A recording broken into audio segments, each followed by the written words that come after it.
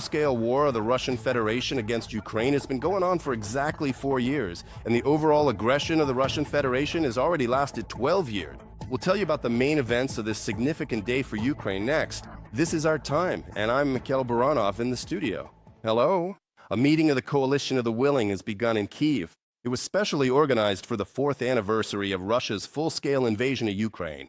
Many European leaders came to Kyiv in person. Among them are the President of Finland, the heads of the European Council and the European Commission, and the Prime Ministers of Croatia, Denmark, Estonia, Iceland, as well as Latvia, Norway, and Sweden. On the agenda are strengthening support for Ukraine and increasing pressure on the Kremlin. Another key focus is air defense systems for Ukraine. Joining the meeting remotely were German Chancellor Friedrich Merz, British Prime Minister Keir Starmer, and French President Emmanuel Macron, who highlighted Ukraine's successes on the battlefield and Russia's defeat.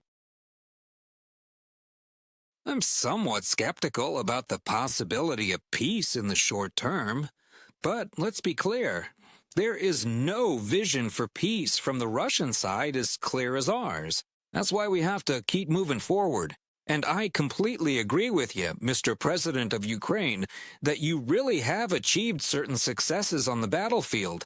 Militarily, economically, and strategically, the Russians have been defeated, and they are currently suffering defeat. UK Prime Minister Keir Starmer has called for debunking fake news about Russia supposedly winning the war against Ukraine. Speaking briefly at the meeting of the Coalition of the Willing, he emphasized that everyone wants a just and lasting peace in Ukraine, but Putin stands in the way of that. Therefore, Starmer added, support for Kyiv must be doubled, not only with resources, but also with additional sanctions against Moscow. No matter what Putin says about himself or to his people, Russia is not winning, and we must work even harder and with greater determination to change the narrative in this direction.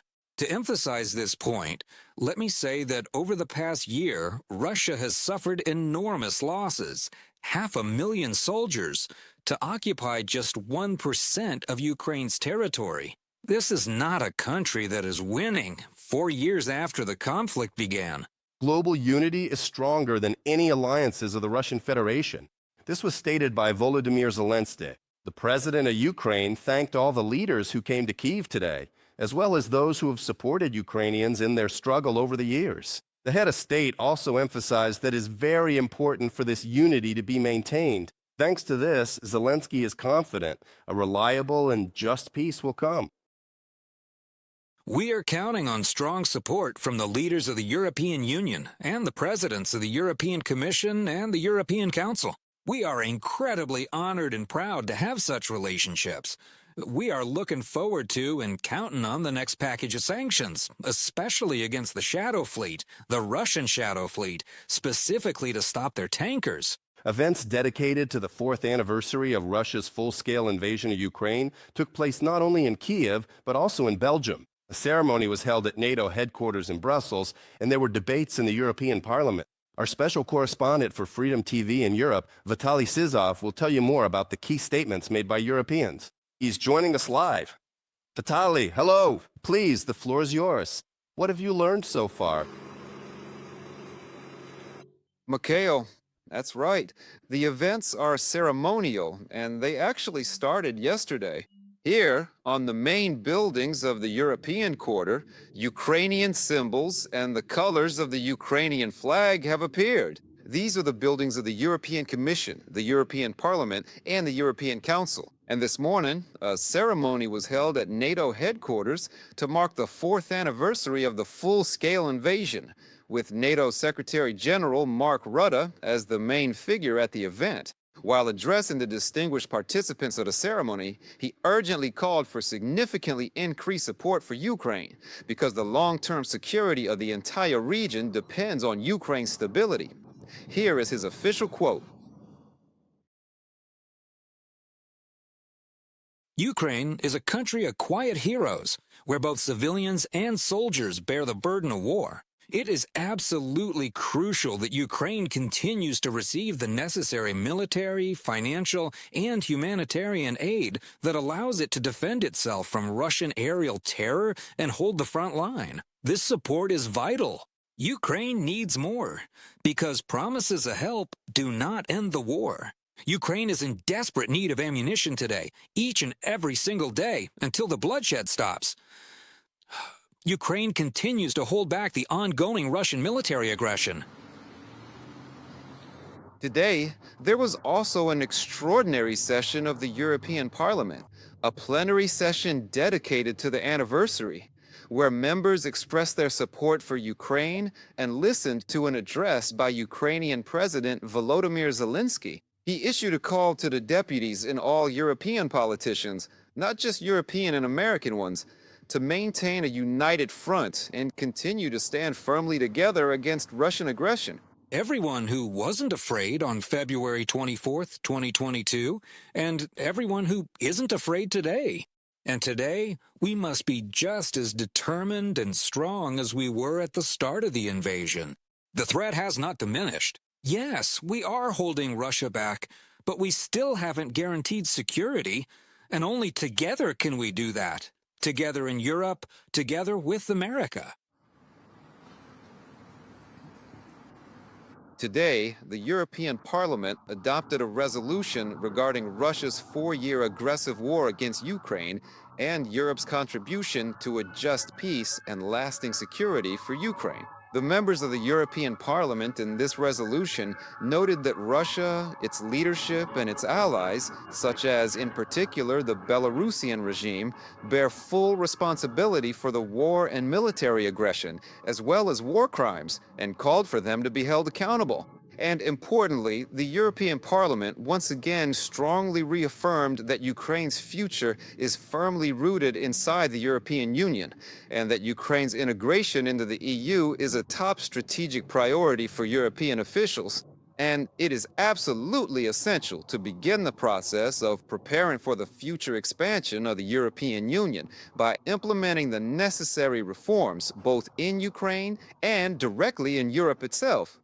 For now, those are all the significant and noteworthy public events that have taken place in Brussels so far. However, as far as I know, there is another activity planned at NATO headquarters. The specific details can't be revealed to the public yet, but it will be a meeting dedicated to strengthening Ukraine's security. Now, back to the studio. Thank you, colleague, for the detailed information. We were joined live from Brussels by Vitaly Sizov, the special correspondent for Freedom TV in Europe, who shared the main messages from European politicians on the 4th anniversary of the full-scale invasion of Ukraine by the Russian Federation.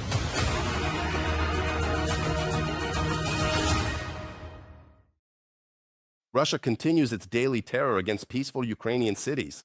Last night, the Russian army launched 133 drones at Ukraine, 90 of which were Shaheds. There is also one Iskander-M ballistic missile. Air defense forces managed to neutralize 111 drones.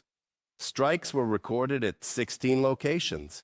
11 people, including 2 children, were injured as a result of Russian shelling in the Kharkiv region. The invading army launched various types of drones and dropped aerial bombs on the region. 10 residential buildings and civilian infrastructure facilities were damaged. This was reported by local authorities. Once again, Zaporizhia also came under attack by Russian forces. At night, 8 attack drones exploded in residential neighborhoods. 5 people were injured, including a child. 12 apartment buildings were damaged, with windows shattered and balconies destroyed. Passenger cars parked in the courtyards were also damaged.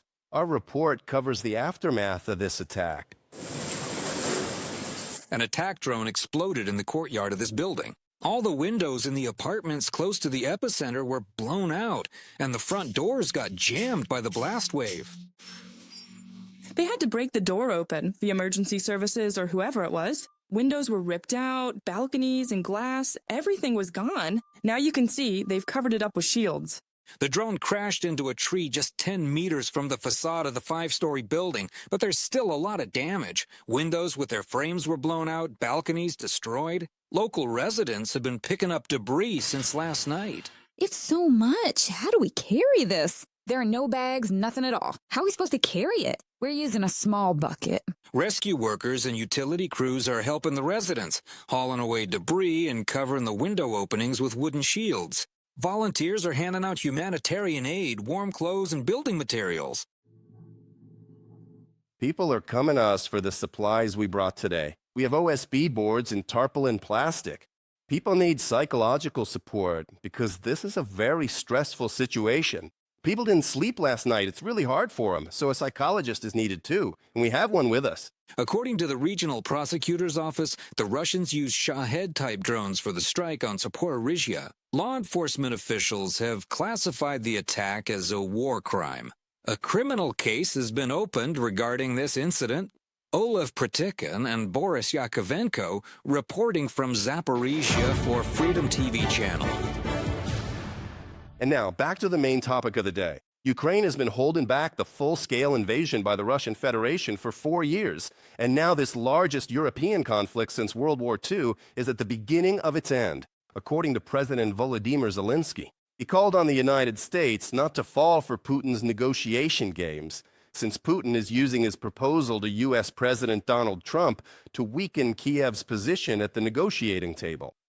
Zelenskyy emphasized that without clear and legally binding security guarantees, any ceasefire could give Moscow time to regroup and launch a new attack. The Russians are just playing games and have no serious intention of ending the war. I can see that because they're very bad actors. They're playing with President Trump and they're playing with the whole world. That's just how it is. Putin thinks he looks convincing and that he can be trusted. No, he's a bad actor. The United States is convinced that Putin will end the war if Ukraine gives Donbas to Russia. But that's a short-sighted idea. Honestly, I don't believe that's all Russia wants. For us to leave Donbas, and then the war will be over.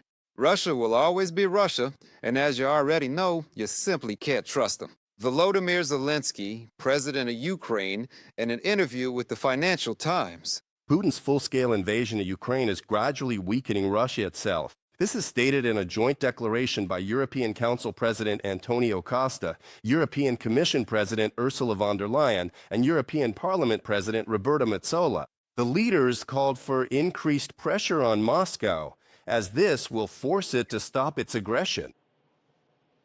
Putin's war is gradually weakening Russia, and we are firmly committed to exerting further pressure on the Russian Federation, particularly on the energy and financial sectors, so that it ends its aggression and engages in constructive peace negotiations. The European Union and its member states, in accordance with their powers, are ready to contribute to reliable and truthful security guarantees to ensure that Russia can never attack Ukraine again. From the joint statement by European Council President Antonio Costa, European Commission President Ursula von der Leyen, and European Parliament President Roberta Metsola.